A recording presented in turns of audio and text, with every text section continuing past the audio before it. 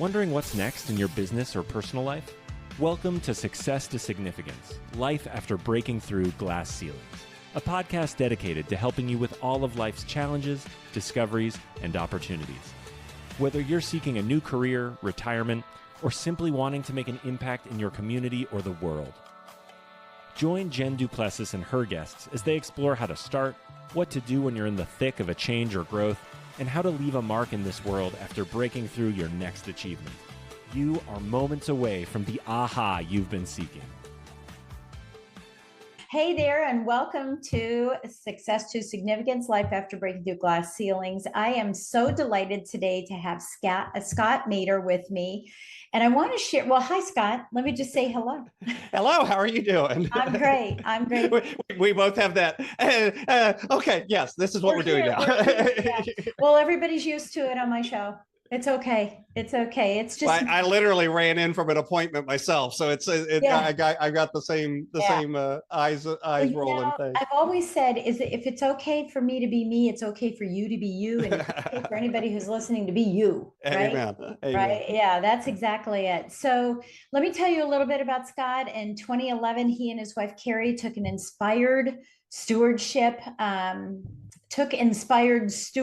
which is a course, right, as a business to serve Christian men and couples who are struggling to live out their calling. Their work to help align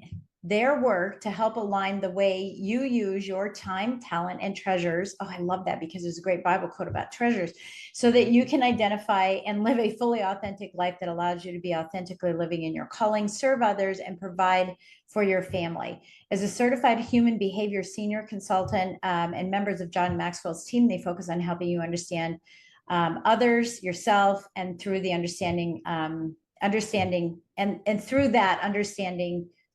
build the kingdom.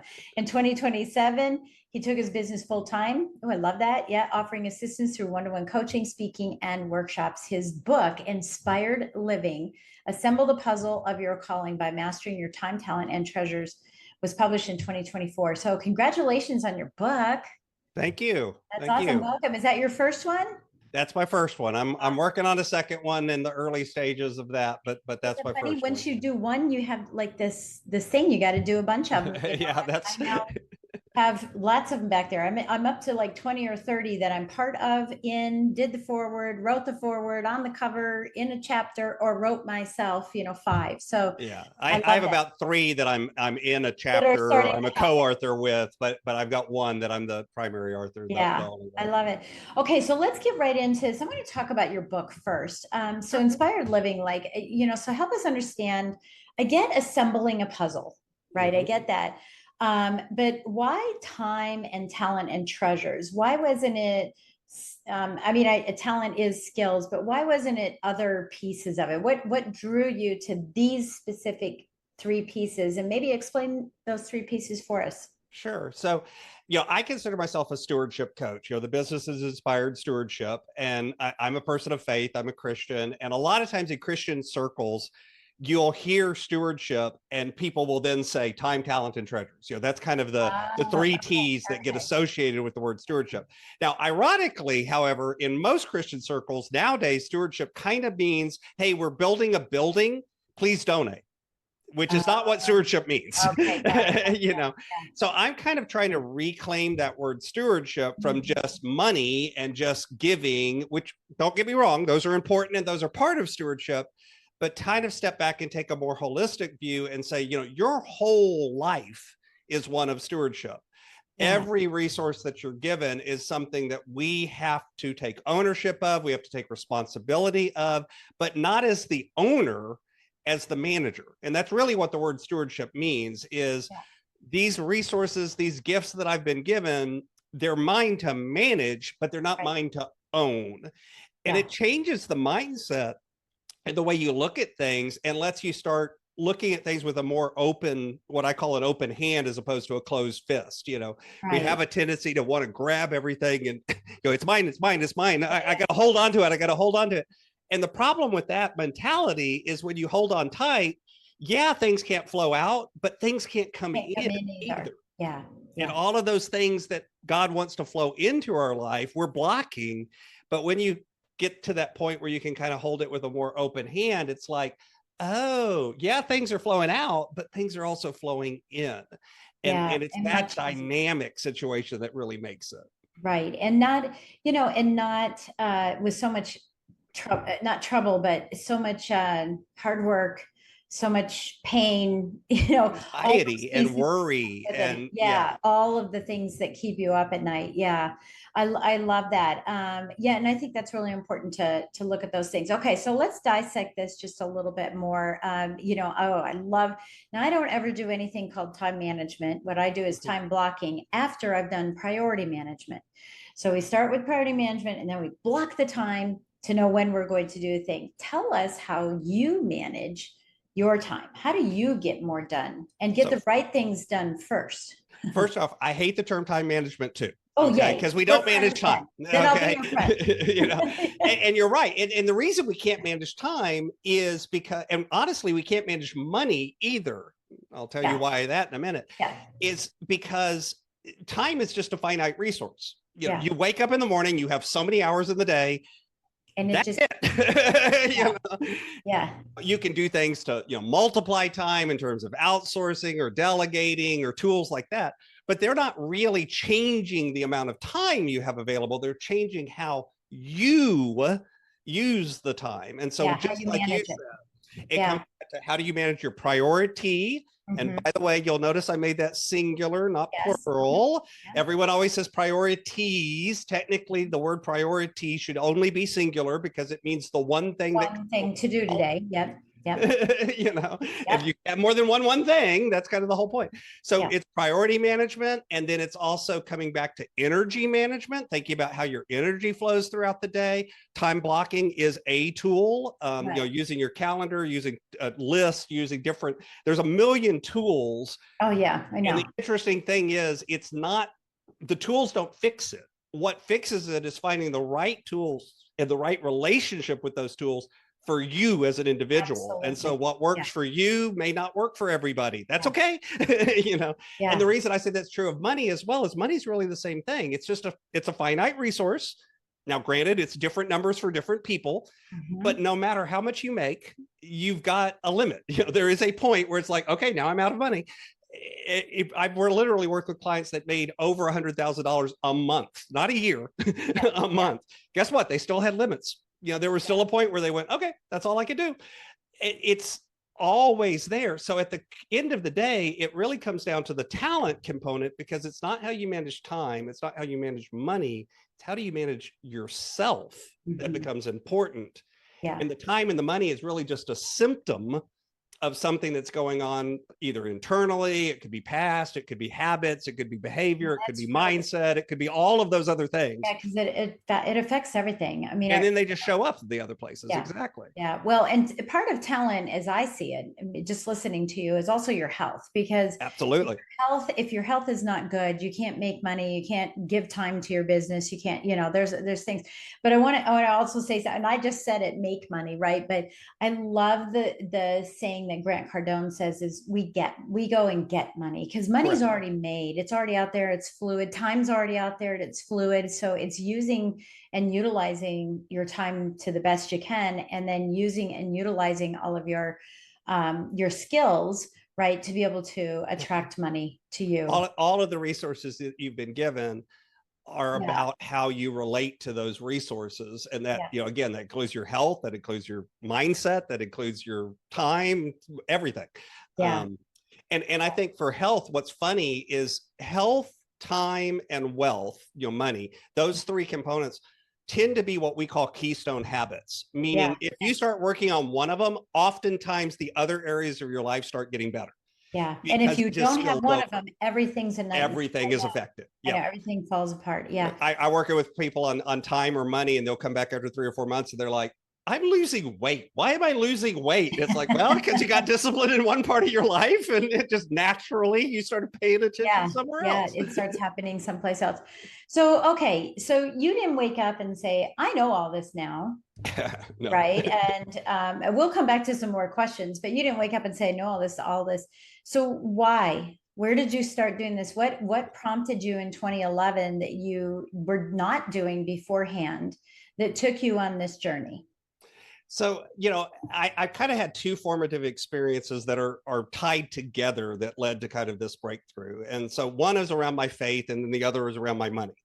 And so and again, they're connected because I was raised in a Christian household. I actually was very devout. I thought about going to seminary, all of those things that, you can check the boxes. And like a lot of us, I had a crisis of faith when I reached about college age and young adult age.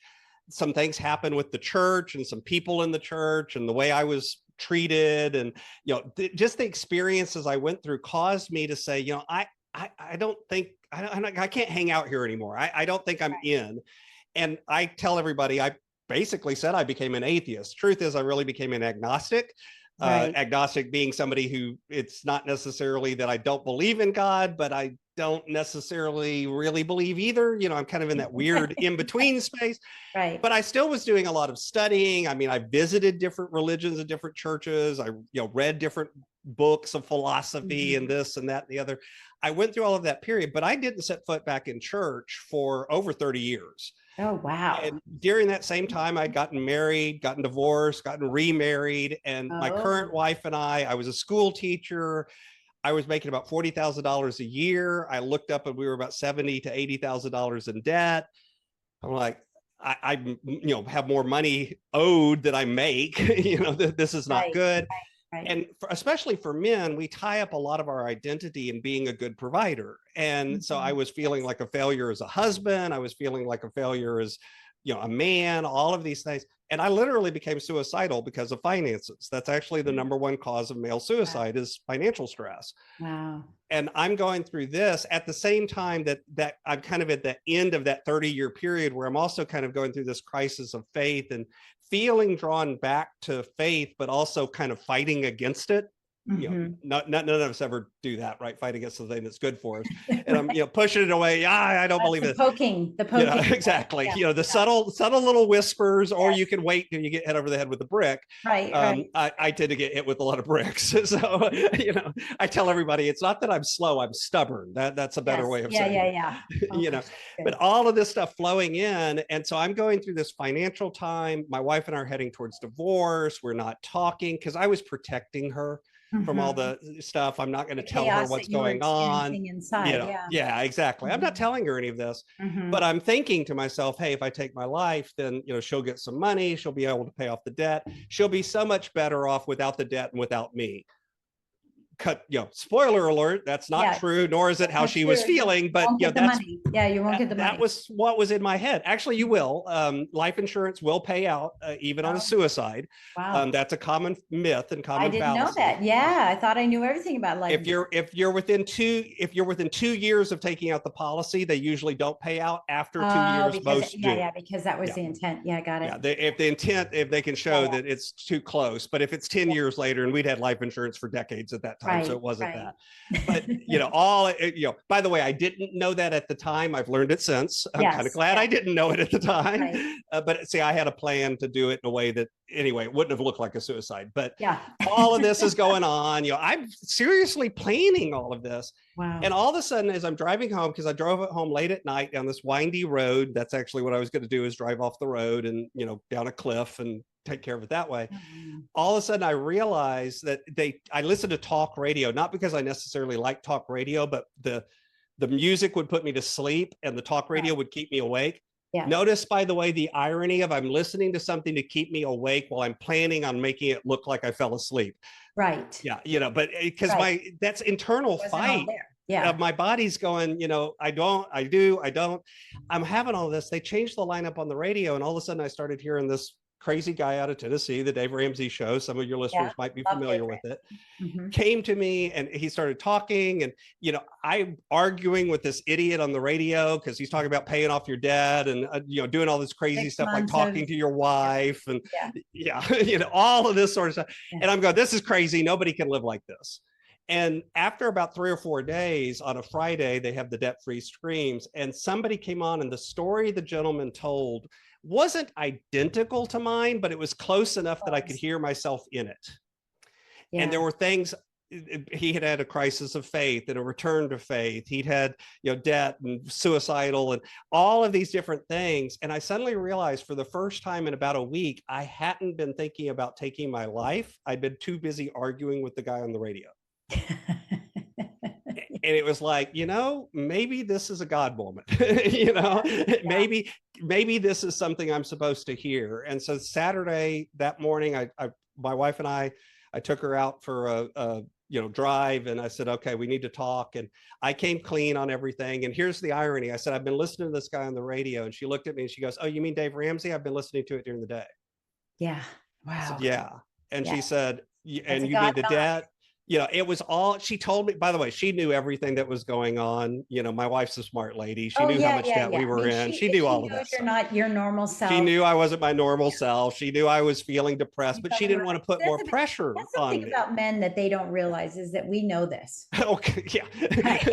By the way, guys, your wife's a lot smarter than you give her credit for. Not because I thought my wife was dumb, but I thought I was protecting her from all this, and in reality, I wasn't. I was making her life harder too. And so we came together and we said, look, we're either gonna separate, get divorced and go our own ways, or we're going to come together and we're going to fix this. Yeah. And so we literally just said, like a light switch, we're going to live completely different. We're going to start acting different, doing different, making different decisions. And in 2 years, 11 months, we paid off $78,856.42. Not that I know it to the penny, and it was 2 years, 11 months. I'm not allowed to round that to 3 years or else my wife hits me. Right. You're not giving us that extra month. So we did all of that. And what happened is people naturally started reaching out to us and going, okay, y'all are weird. Can you help me be weird? Yeah. And that's where the coaching business was born. Yeah. Okay. So you went to financial freedom is basically what you did. And then you took it, some other places stuff too. And we've all been to financial freedom. My kids go to financial freedom. If you're going to get married, your fiance goes with you before you get married. Right.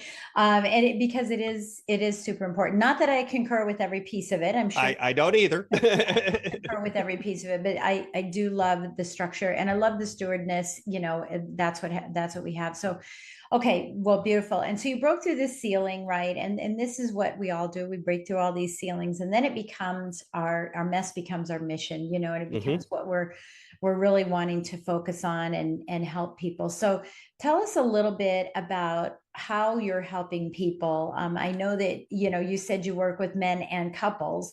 Do you find that it's that you're more drawn to working directly with men and apologize for this, but to get their act together? Or are you drawn to couples? I know you serve both, but what are you drawn to that really fills your heart in helping the people you serve? So the majority of them are couples, and where that comes from, again, I think out of my own experience of seeing what it was doing to my relationship and my marriage, and we're working on money, we're working on time. A lot of them tend to be small business owners or entrepreneurial or wanting to kind of make that kind of transition into being more entrepreneurial, and a lot of times it's the man who wants to do that, but he's held back from it, afraid, or even he's afraid that she's afraid, the number of times that it's like, and then she's over there going, no, we can figure this out, but he's like, no, I don't, whatever. We have all these things. And so it's really, again, even though I coach time, talent, treasures, a lot of it keeps coming back to things like communication and beliefs and behavior and all of that, getting back on the same page. That's what really changes. And so I love working with couples because it's great to see, the couple that's coming in kind of going, we're at wit's end, and then very quickly turns around and goes, hey, we can do this. And we can make we can do this and we can be together and do it, in a way that's healthy and happy. Well, and I feel like they have to. I mean, you hear the story. I mean, I'm really blessed because in just a few weeks, I'll be celebrating my 42nd wedding anniversary. Congratulations. And, everyone tells me, oh, I just saw somebody this past weekend who said, yeah, we've grown apart. Well, you see, the reason you grow apart is because you don't hold on to each other so that you both go at the same pace. Right. You don't have someone who's an anchor. You don't have someone who's going crazy. You grow at the same pace together. And that includes, your financial situation, which is Absolutely. what we're really talking about here. Okay, so let me ask you, relative to time, talent, and treasures, for the novice business owner, the business owner who's moving into, that, and I was reading about one of your, challenges, because I always ask that question because it's important that we all know, is that imposter syndrome, because we all had, most entrepreneurs had a career and they were well known and educated and knowledgeable and credible and all of those things. And then we get plopped into this entrepreneur world and we're thinking we don't know what affiliate links are. We don't know what funnels are, we don't know all these, what's a CTA, right? All of these things we don't understand. And then it makes us feel like, well, maybe we're not as good as we really are. And of course we are. We're really good. It's just a new thing to learn.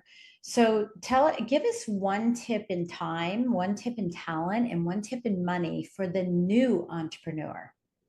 Ooh, okay. So, Ooh. well, and that's the reason why I said ooh is because that's in some ways they're the same tip and they're also different. So let me kind of unpack that. Yeah. When you look at time, I think the biggest mistake that entrepreneurs make is they equate being busy with being productive. Correct. The more stuff I have on my plate, the more stuff I have to do, the more little boxes I can check off on my to-do list, the better my business must be. Yeah. Yeah. The glorification of busyness. I call it busy as a badge of honor, and it's not. That's right. Busy is not a badge of honor. Yeah. I could hire you to go move rocks in my backyard, and I could pay you $100 a day. You'd probably tell me no. If I paid you $10,000 a day, you'd probably go move those rocks. But at some point, you'd look up and be like, I got enough money now. I'm tired of moving rocks. There's no meaning to this. It's just busy work. Yeah. So that fallacy of busy equals productive, and doing that thing where you step back and you look at your you audit, your time, and you look at what are you actually doing and start thinking about what are the things that I'm doing that actually I, as the business owner, am the only one that can do them. Yes. What are the things that I'm doing that the real truth is I probably shouldn't be the one doing this, And even if you're at the stage where you're early on and you still have to wear all those hats, you still have to think about, but what are the hats that I'm going to start getting rid of, and how can I get rid of those? Either through, hiring people, through automation, through whatever. There's a million different techniques, but doing that audit, I think, is an important first step for people that are starting out. Preach it. Yep, because you're preaching to the choir. Okay, so go to money, same thing. In terms of the audit, it's looking at and actually having a plan. We call that a budget. Spending plan, if you prefer that name, but having an idea of what's going to come in and where are you going to put it, and then actually tracking against that plan. Because the idea is if you don't have a target, if you don't have a plan, well, then anything's good. Yeah. And you have no frame of reference, which brings you to talent, which is the idea of actually sitting down and again, having a plan, but then actually reviewing that I do it daily, I do it weekly, I do it monthly, I do it quarterly. Think Chinese nesting dolls, right? You keep doing it. That idea of looking forward and going, hey, this is where I'm going. This is what I need to do to get there. Let me start taking action. And then looking back and going, hey, did I actually accomplish what I thought I was going to accomplish? Why not? What should I have done instead? What have I learned? What's different? All of those different questions.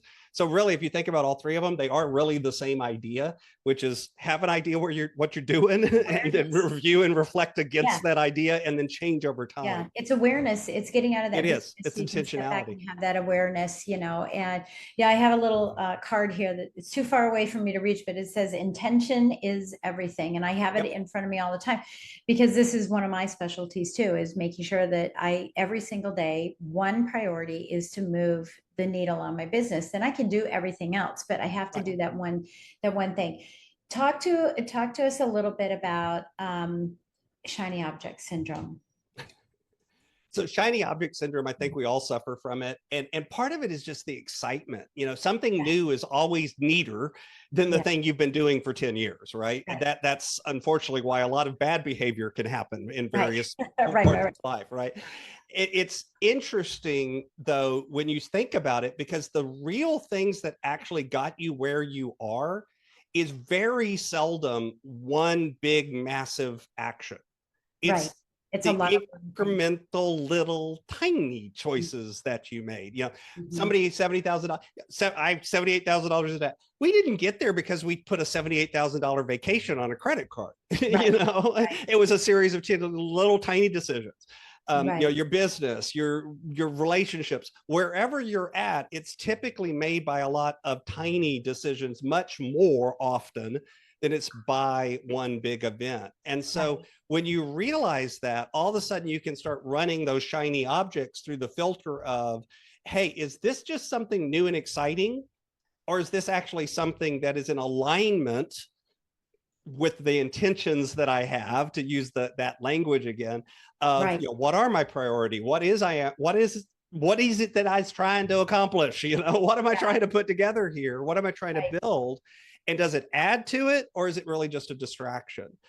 Now, that being said, is easy. Actually living that out can be really challenging, because especially as an entrepreneur, you have 20 million distractions every minute. And you need this and you need that, and you need this and that and that. Okay, so how do you make decisions about bringing those things on? Because all of us, you included, myself included, we've all been through it. We all have, 50,000, 100,000, 200,000, who knows, whatever it is, dollars worth of courses that we have on our computer that we haven't looked at, or an ebook that we bought, or whatever it is. And we have all these things. There's nothing wrong with them. It's just the sequencing of them, in my perspective. Okay. But how do you make your decisions before jumping into something like that? If it's a good deal, maybe you say, hey, I want to buy it because I have the cash flow. It's a good deal, but I don't need to act on it right now. So a lot of it is maybe that's it. I don't know. Some of it is the 24-hour rule, that idea of just slowing down to make decisions. I think often we feel the pressure of making instantaneous decisions, and more often than not, you don't need to. Quite frankly, if somebody's coming along and they're like, you got to make the decision right now, or you in or you out, for me, that sets up red flags. It's kind of like, why are you pressuring me so hard? What's the rest of the story? Because usually there's a rest of the story. So some of it is just putting in some friction or slowness of the decision making.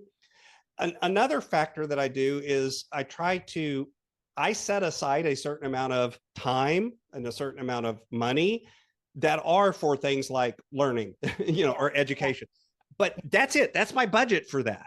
And so now if it's within the budget, okay, I can do it, no problem. But if it's not, now I've actually got to step back and go, okay, where is it going to come from then? Where am I got to take those dollars out of a different bucket, because all of my dollars have a job, and sometimes that job is just to sit there in savings, but that's still a job.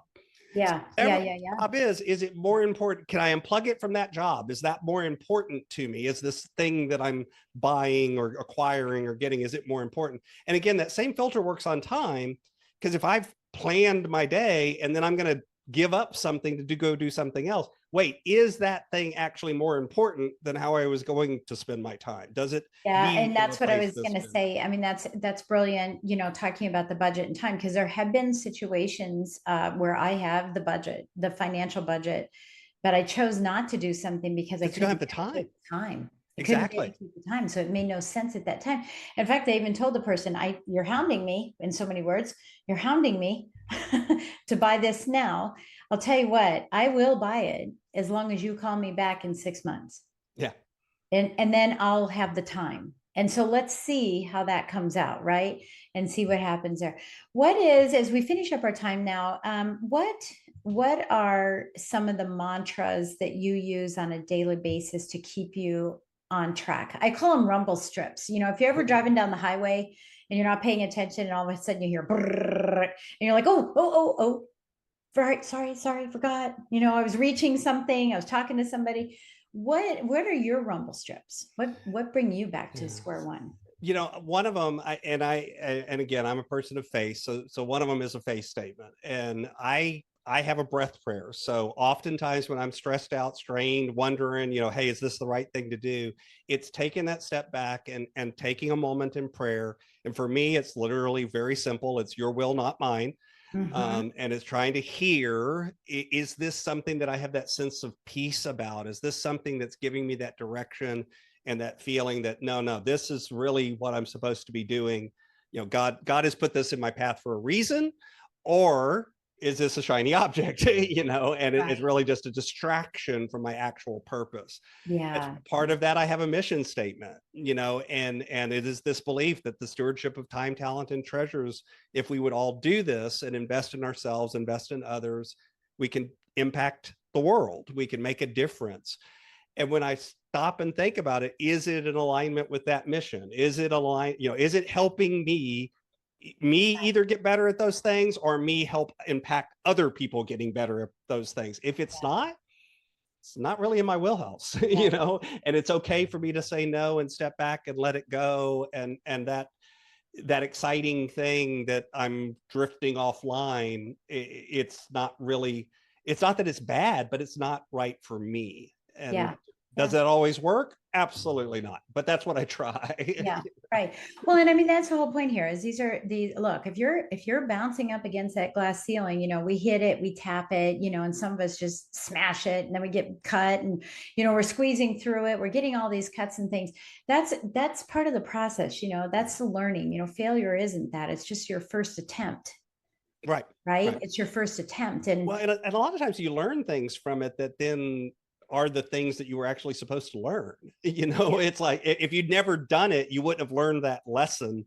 Again, if I hadn't had that financial problem and crisis, I wouldn't have learned things that I needed to learn now I can pour into other people. Absolutely. Yeah. Yeah. I know fail's down. There's an acronym for fail. It's first attempt in the lesson. I'm just going to say lesson. Put another couple words in there, but I think that's super important. Okay, so if someone's listening here and they want to reach out to you, I have lots of ways for them to reach out to you, but what is the best way for them to connect with you directly? I actually put together a landing page just for your listeners, and it has all of those connection links over there. Yeah. Okay, sounds good. And and I think that's important. So listen, if you're listening to us, one of the things I want to say is that I'm an advocate, and I know if you've listened to me several times, you know that I'm an advocate of core values. What Scott here is talking about is time, talent, and treasure as being a core value that he utilizes for decision making so that he can improve his life. In the absence of core values to the core, right, of maybe honesty and faith and family and security and all these words, use these for now as your core values, your personal core values. And then once you figure out your core values, still use these, don't leave these things, but find out what your personal core values are, because I think there's a layer of depth to this. Does this affect my time? Does this affect my treasure? Does this affect my talent? But also, does it impact my family? Does it impact my faith? And I knew that's what you were saying. So I wanted to just drive that in and make sure everybody stands. We're lending these to you. We're giving these values to you so that you can start utilizing them until you get stronger, that you can utilize these and more, right? And that's really what it's all about. So if you want to break through that glass ceiling. So that said, Scott, what would you like to leave us with? I think if everyone would just remember that your life is a film strip, not a photograph. And what I mean by that is, at any moment in time, I can't tell you what will change, but I can tell you something will change. And, whether you're at the bottom of a valley right now and change sounds good because, it might mean I'm going up, or whether you're at the top of the mountain and everything is going your way, just know that those are always temporary. They'll always change. And recognizing that our job is to live out that journey, not live in any of those individual moments. And the journey is where the joy really is found. Yeah. And God, God has you in favor, it's coming. So always, it's right around the corner, and you just have to be patient for it and be still and know. right? Be still and know that he is God. Love it. Love it. Thank you so much, Scott, for sharing all this wonderful information. And again, remind everyone to grab the links below and reach out to him and see what he can do for you and your family. If you're that person who's 40, 50, $100,000 in debt, and you're just not knowing where to go, or you can't find enough time in your business to really enjoy your life, give Scott a call. Let him see what he can do for you. I'm sure he can help you in any way, shape, or form. So again, Scott, thank you so much for joining us today. We appreciate it. And we appreciate you joining us today. Don't forget to run over to YouTube and jump on to subscribing to our YouTube channel. And if you have a few minutes, just take a second, use your thumb and scroll down, give us a great 5-star rating, and write a quick review about what you learned that Scott told you about today, because we do look at those reviews to determine, hey, will Scott come back, right? Well, Scott, I mean, I might like him, he's going to come back anyway, right? But we love hearing what you learned from that, and it gives us ideas on more that you want to hear. So please take a few minutes to do that. And again, thank you so much for joining us on Success to Significance, and we will see you next time. You've been listening to Success to Significance with Jen Du Plessis, the #1 podcast for people wanting to give more value and make an impact. Loved this episode? Be sure to subscribe right now at www.jenduplessis.com/S2S for more stories, strategies, and thoughts to help you gain significance and success. And if you like what we're doing, don't forget to give us a rating and review so we can continue to bring you the best content possible.